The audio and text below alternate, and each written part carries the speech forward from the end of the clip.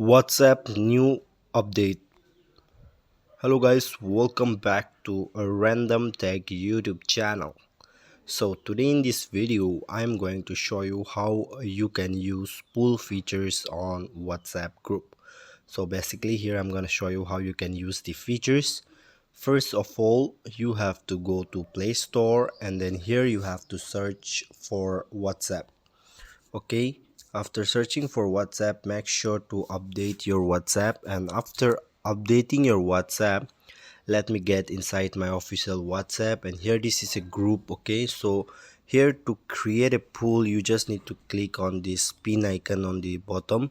Simply you need to tap on it, and here you can see pool option. Simply click on pool, and here you can see a question, so you can just ask question like who will win the FIFA World World Cup.